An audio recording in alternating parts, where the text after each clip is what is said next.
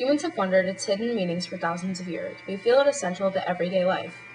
Sigmund Freud's analytic theory regarding dreams is widely known and commonly practiced view that dreams provide insights to the unconscious that are unavailable otherwise. But according to Freud, many of these thoughts are not acceptable to the conscious. They are made apparent in manifest and latent content. Freud's theories, however, unclear the validity that lay foundation for the activation synthesis theory. Harvard Medical School psychologists Alan Hobson and Robert McCarley published a theory in the late 70s that shocked the scientific world, and the effects are still being felt today. They proposed the activation synthesis theory. Overall, they stated that dreams have no meaning and are just your brain's attempt to read random electrical impulses that naturally occur during REM sleep. Hobson and McCarley stated that as you sleep, part of your brain near the brainstem is activated from time to time and makes electrical impulses.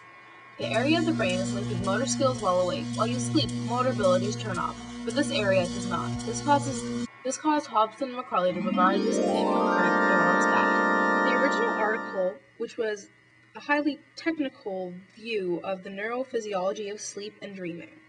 Their work can be found in many psychology textbooks, but very little detail is offered due to the complexity of this study. McCarley and Hobson held the belief that recent neurophysiological proof permits and necessitates important revisions in psychoanalytic dream theory. Wait, what? Well, to simplify it, they meant that dreams are triggered naturally by basic physiological processes, and there's no real sensor changing the real meaning of a dream to protect you from your unconscious wishes. The most important part of this theory was that the brain becomes active during REM sleep and makes its own original info. Hobson and McCarley took the view that REM sleep actually causes dreaming, other than the popular view that dreams produce REM sleep. Methods used. In their original article, Hobson and McCarley used two methods of research. One of their methods was to analyze the previous works of researchers in the same field.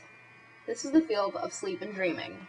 They held the belief that the physiology of all mammals' sleep patterns were the same, so they used cats for their experiments.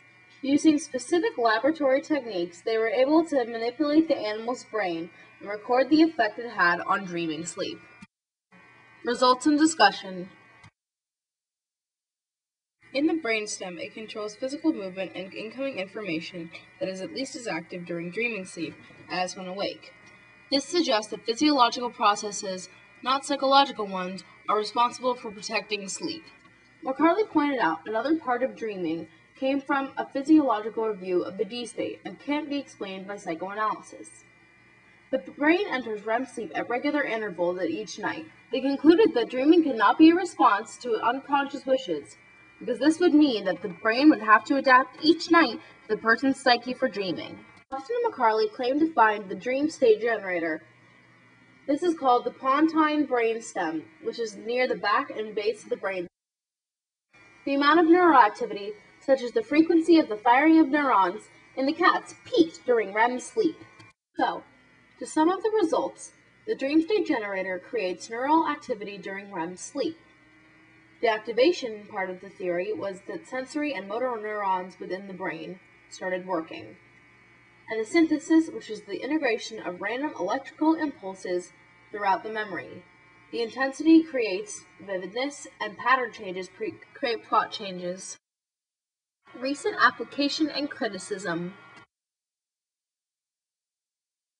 In the late 80s, Alan Hobson published his book called Sleep. In this work, he explains his theory of dreaming in simplified terms. He also goes on about his view what impact his theory of dreaming might have had on dream content. He believed that dreams have meaning but should not be interpreted extravagantly. Many in the psychoanalytic community criticize Hobson and McCarley's theory because it leaves very little room for Freudian view that dreams are messages from the unconscious. Others argue that McCarley and Hobson's theory of dreaming is not compatible with the phenomenon of lucid dreaming, and through neuroimaging studies shows that lucid dreaming has a relationship with normal dreams. Robert McCarley made serious revisions to this theory and now is a pale imitation to what it was 30 years ago.